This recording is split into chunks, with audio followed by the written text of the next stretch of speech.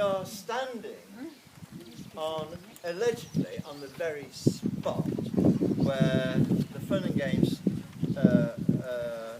took place in 1575, when Elizabeth was entertained by the Earl of Dudley.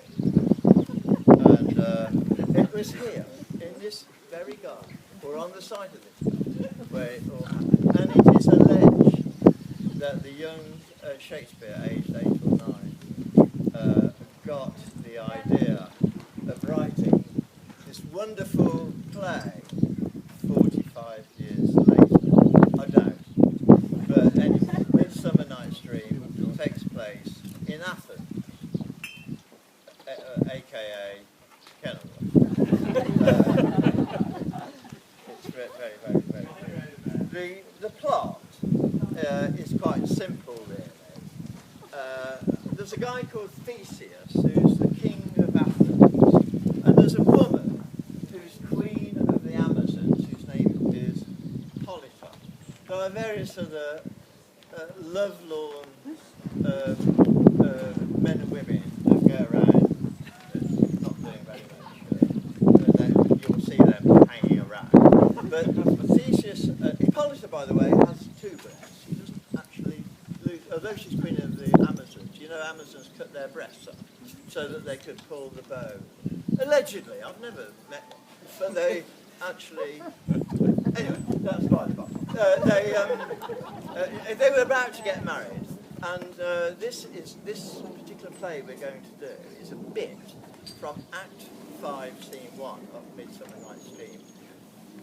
There are 5 mechanicals who arrange, they're artisans, they're joiners and carpenters and a tinker and a tailor and various other people. And for some unknown reason they go around the countryside putting plays on.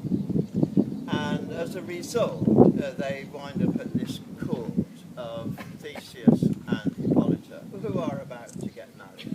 And they arrange to put on a bit of a play as a sort of prenuptial entertainment. The play is a Greek tragedy which was apparently well known in the 16th century. I personally never heard of it. It's called Pyramus and Thisbe, about love-torn lovers. It will come to you. And it's performed by these 5 mechanicals in a rather amateurish style. So I thought, how appropriate to put it on here. So these guys are going to do a small play within a play. So it's the play of Pyramus and Thisbe, and we will lead into it. So that was really for the benefit of everyone who hadn't the faintest idea. So, with much ado, if you all take your seats, the play will begin.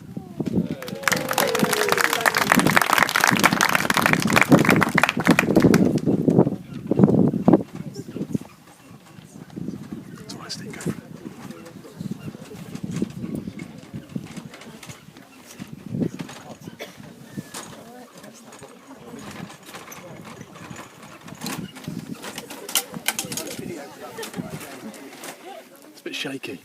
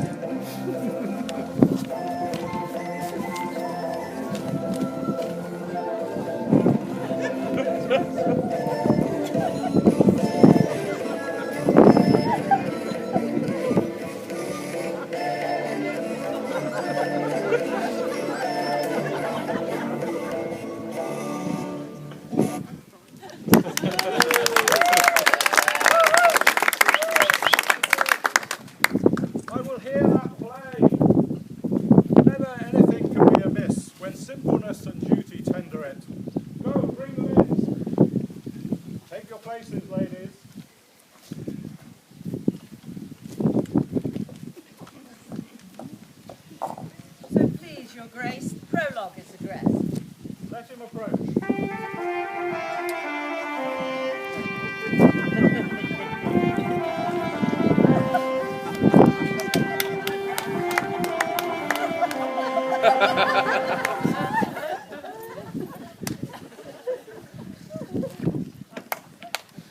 If we offend, it is with our goodwill.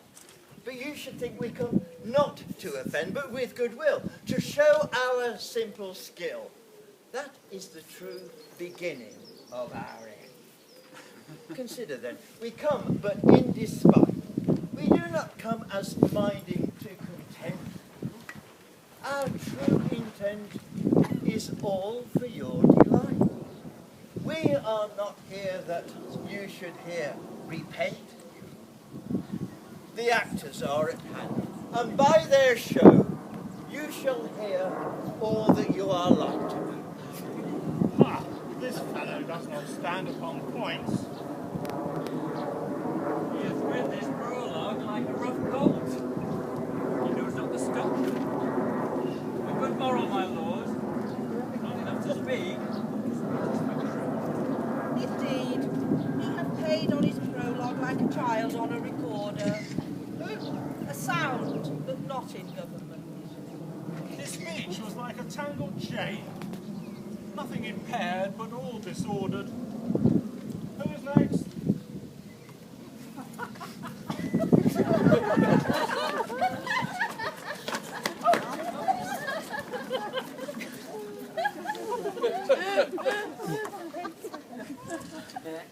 Gentlemen, perchance you wonder at this show, but wonder on till truth makes all things plain.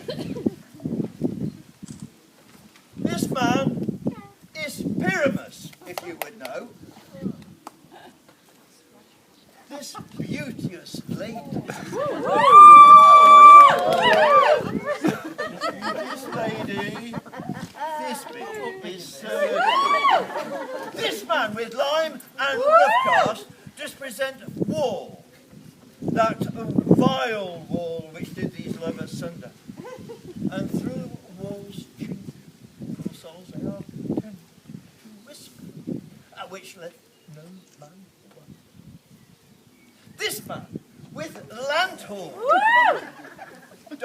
dog and bush of thorn, presenteth moonshine. For, if you will know, by moonshine did these lovers think no scorn to meet at Ninus' tomb. There.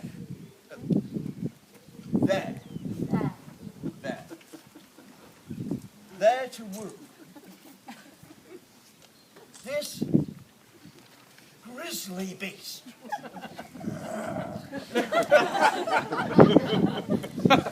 This witch lion, hight by name, the trusty Thisbe, come in, first by night to scare away, or rather did affright, and as she fled, her mantle she did fall. Witch lion, vile with bloody mouth did stain. Anon comes Pyramus, sweet youth and tall, and finds his trusty Thisbe's mantle slain, whereat with blade, with bloody blameful blade, he bravely broached his boiling bloody breast.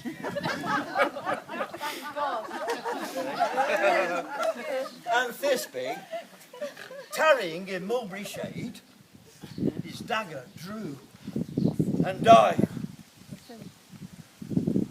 For all the rest, let lion, moonshine, wall, and lovers twain at large discourse, while they here do remain.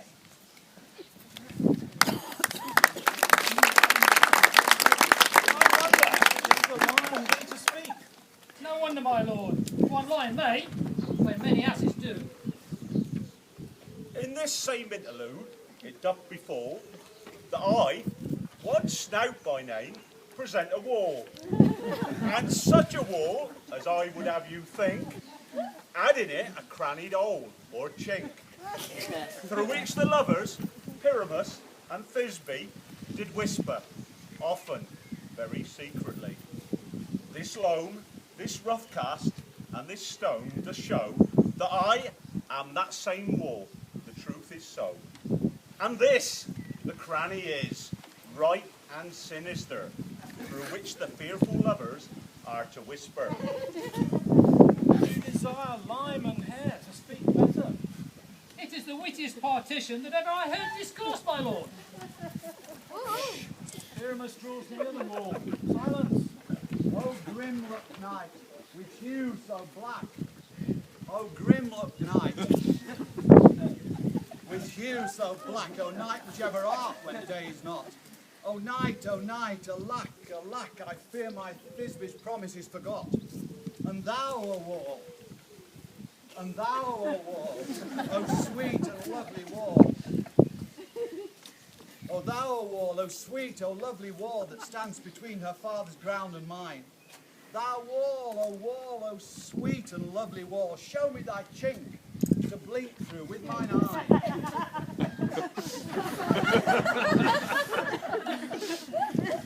Thanks, courteous wall. Jove shield thee well for this. But what's the eye? No Thisbe do I see. O wicked wall, through whom I see no bliss. Cursed be thy stones for thus deceiving me. Methinks the wall, being sensible, should curse again. No, in truth, sir, he should not. Deceiving me is Thisbe's cue. She is to enter now, and I am to spy her through the wall. You shall see. It will fall pat, as I told you. Yonder she comes.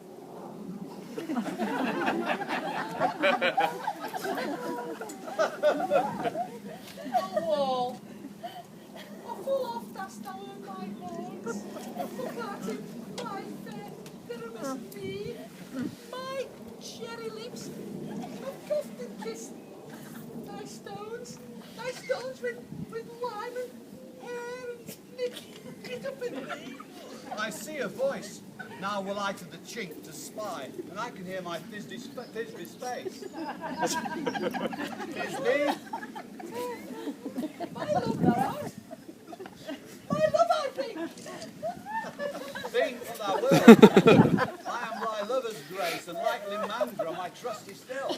And I, like Helen, shall the fates me kill. Not Shafalus to Procrus was so true. Shufflers to Procus, I to you. Oh, kiss me through the hole of this vile wall.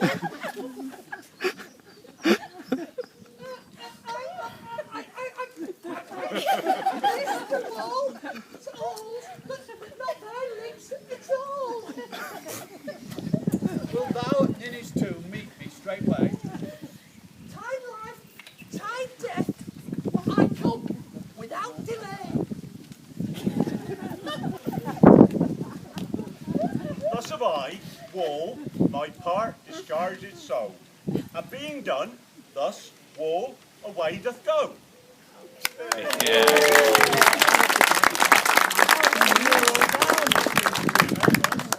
No remedy, my lord. When walls are so willful to hear without warning. This is the silliest stuff I ever heard. The best in this kind are but shadows, and the worst are no worse, if imagination amend them.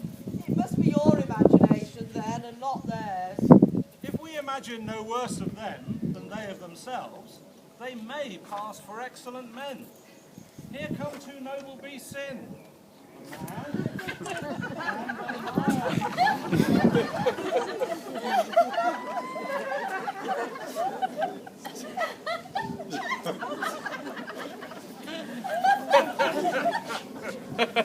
You ladies knew, whose gentle hearts do clear, the smallest monstrous mouse that creeps on floor, may now perchance both quake and tremble here. The lion rough, not as raged as raw. They know that I once snug vagina am, a lion fell nor else no lion down. For if I should as lion come and strike into this place, to enrich my life. Ah, a very gentle beast, of a good conscience. The very best beast, my lord, that e'er I saw. This lion is very foxy for his mother. True, and a goose for his discretion. Not so, my lord. For his mother cannot carry his discretion, and the fox carries the goose. His discretion, I am sure, cannot carry his valour, for the goose carries not the fox. It is well, leave it to his discretion, and let us listen to the moon. This landlord doth the ornate moon present. He should have worn the horns on his head. He is no crescent, and his horns are invisible within the circumference. This landlord doth the ornate moon present. Myself, I, the man in the moon, who seem to be. Oh, this is the greatest error of all the rest. The man should be put in the lanthorn. How else is he the man in the moon? He dare not come for the candle, for, you see, he's already in snuff. I am a weary of this moon. I wish he would change. By his small light of discretion, that he is in the wane. But yet, in courtesy, in all reason, we must stay the time. Proceed, moon. All I have to say is to tell you that this landlord is a moon. I, the man in the moon. This thorn bush, my thorn bush. And this dog,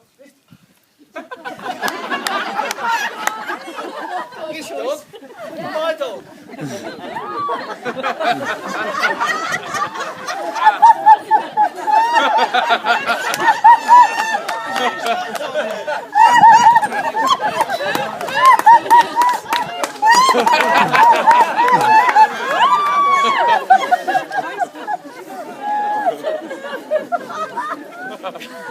Why? All these should be in the lantern, for all these are in the moon. But silence. Here comes Thisbe.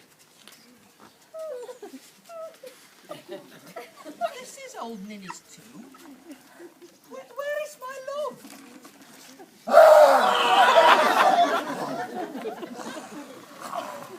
Well roared, lion. Oh, well run, Thisbe.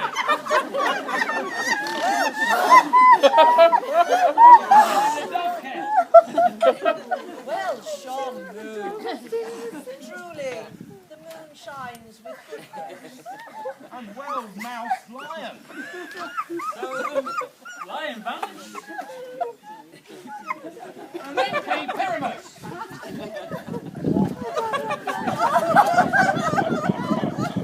Sweet moon, I thank thee for thy sunny beams. I thank thee, moon, for shining now so bright. For by thy gracious, golden, glittering gleams, I trust to take of truest Thisbe's sight. But stay. Oh, spite, but mark, poor knight, what dreadful dole is there? Guys, do you see? How can it be? Oh, dainty duck, oh dear. Thy mantle good. What, stained with blood? Approach, ye furies, fellow fates, come, come. Cut thread and thrum, quail, crush, conclude and quell. This passion and the death of a dear friend would go near to make a man look sad. Beshrew my part, but I pity the man. Oh, wherefore, nature, didst thou lions frame, since lion violeth here deflowered, my dear?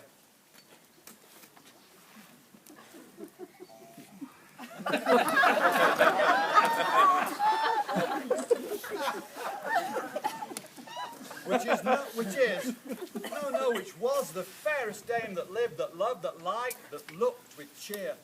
Come, tears confound, out sword, and wound the pack of Pyramus. Aye, aye, that left pack. thus die I, thus. Now I am dead. Now I fled. My soul is in the sky. Tongue, lose thy light. Moon, take thy flight. Now die, die.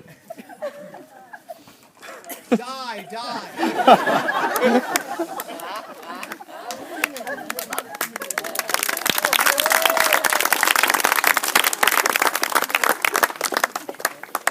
No die but an ace for him, for he is but one.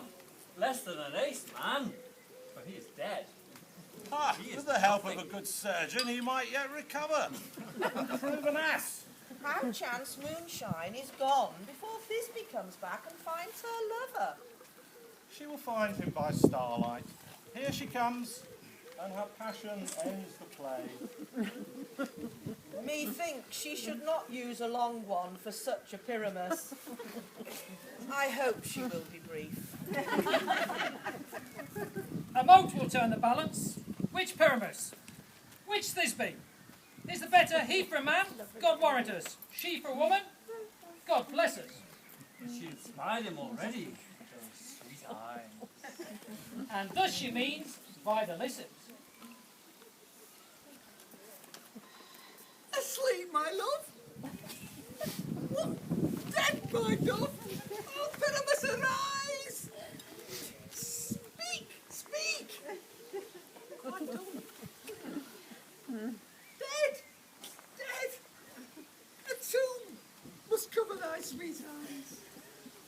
These lips, this cherry nose, these yellow cowslip cheeks are gone! Gone! Lovers make moan. His eyes were green as leeks. Oh, sisters three, come to me, with hands as pale as milk. Lay them in gore, since you have shore with shears his thread of silk. Tongue, not a word. Come, trusty sword, come blade my breast in brew. And farewell, friends. Thus, this be ends. Adieu. Adieu.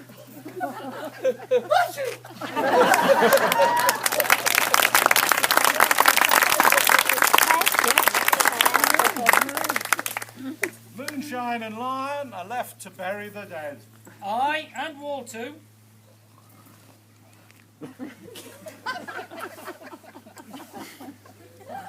No. Assure you, the wall is down that parted their fathers. Will it please you to see the epilogue? Or to hear a Bergamasque dance between two of our company? No epilogue, I pray you. For your play needs no excuse. Never excuse. For when the players are all dead, there needs none to be blamed.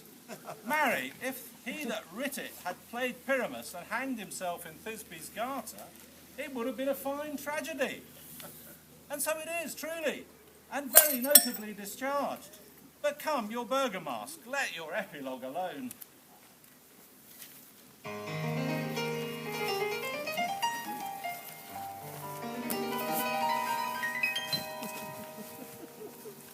I know a bay where the wild time blows, where oxlips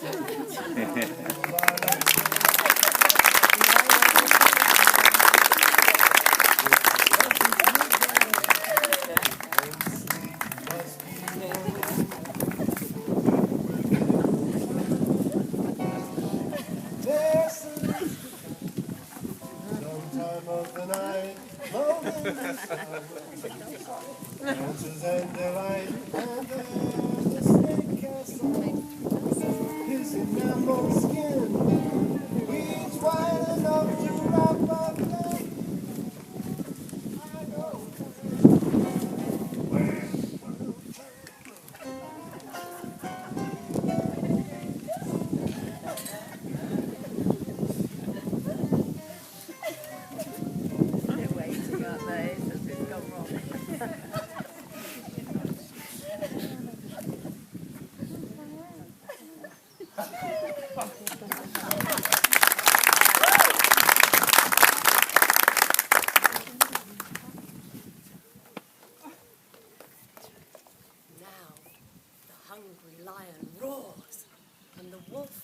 swells the moon, whilst the heavy ploughman snores, all in weary task fordone.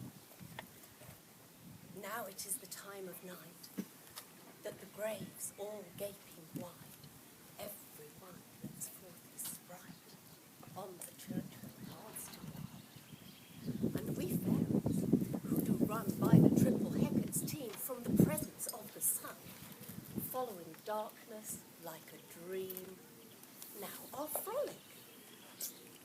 Not a mouse shall disturb this hallowed house. I am sent with broom before to sweep the dust behind the door.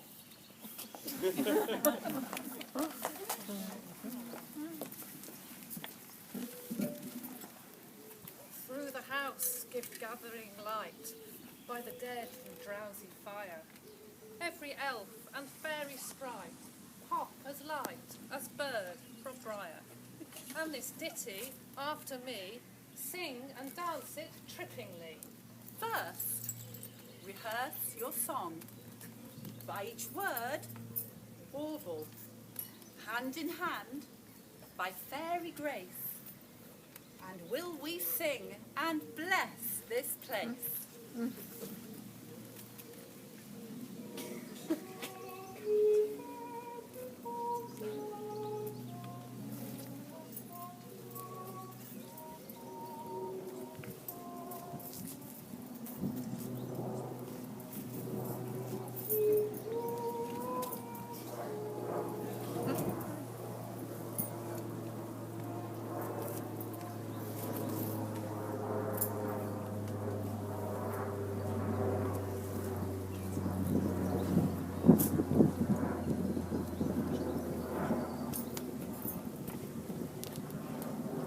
Shadows have offended.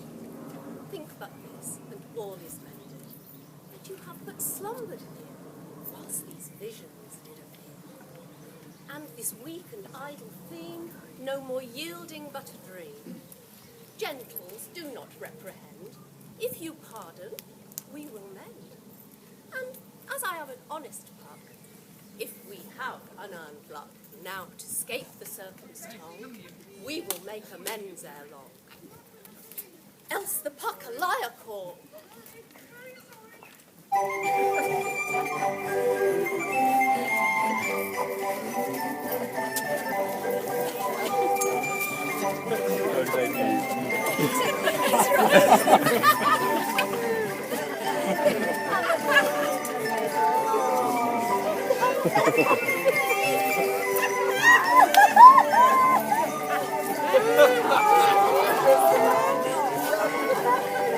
Join this one.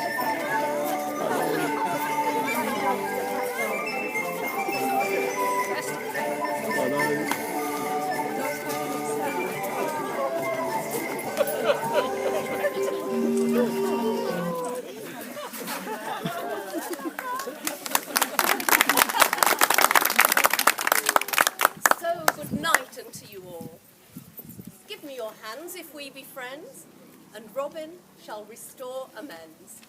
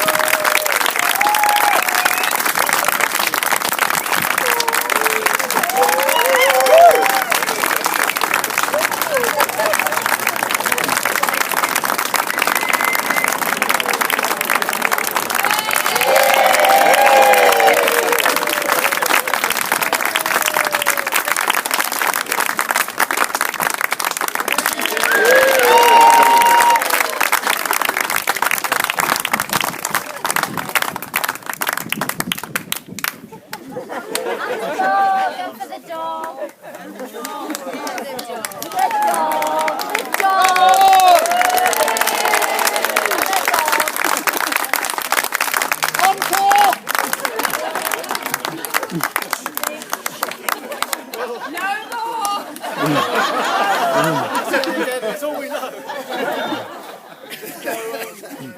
I just want to say thanks to everybody for coming. It's you've all brought the good weather with you, so that's really good. And it's lovely to see so many friends and family here just to celebrate my birthday, and also Shakespeare's 450th, and that was our little tribute. I want to say a real thanks to all the people who have been working for at least the last 3 weeks.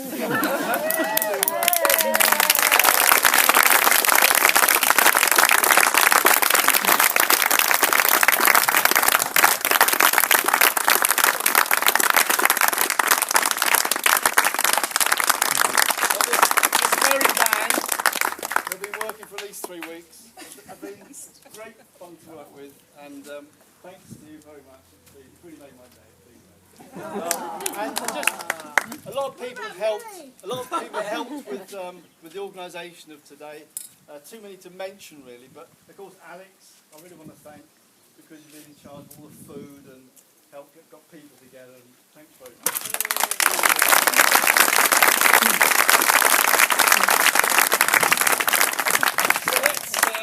Wine and dine.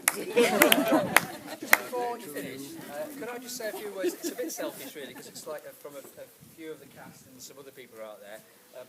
Sorry, I've got a speaker. Could you just get it out there? Thank you. Just a couple of words, as I say. 2014, John Deering is 60 this year. 2014, John Deering's beloved Arsenal win the FA Cup. I think it's probably been about 60 years since they last won a trophy. Nine years. Just on a serious note, and I'll put it, this was from me actually, but 70 years since D-Day, and I think it's important that we just do remember that those things are being commemorated as well as celebrating John's birthday, and I think we should also all think about that. 2014, John Deering wins the prestigious Royal Geographic Society Prize for environmental science writing.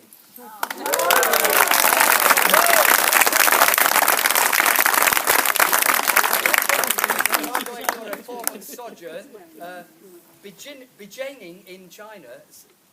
She said Beijing in China. Beginning in China. Nanjing. I know, yeah, that's it. But Nanjing doesn't rhyme with Beijing, which reminds me of beginning. And to cap it all, John Deering has a starring role in a major Shakespearean production. What a fantastic year. Now, a group of us, some of the cast and people who are not in the cast, we clubbed together for a present. We couldn't be asked to think what to get you, but one of our people actually did think of something, and we'd like to give you, first of all, something that hopefully will remind you of this day, okay? This production in particular, and another little present that, if you go and see it, you'll know how it should have been done. Happy birthday, John.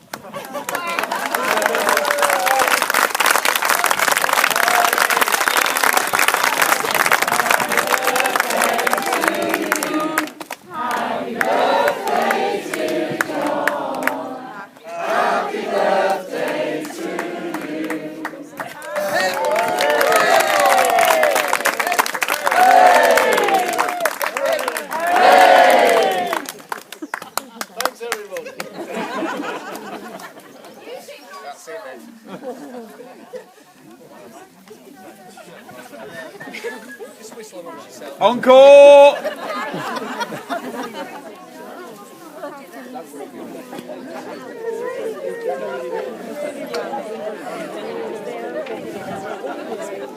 Focus on today. Oh, I put it down somewhere, I can't remember. Got it? That's it. Got it. Put that one in the can. 35 minutes. That has recorded, hasn't it? I don't know, the way that light's flashing means that it should probably be pressed.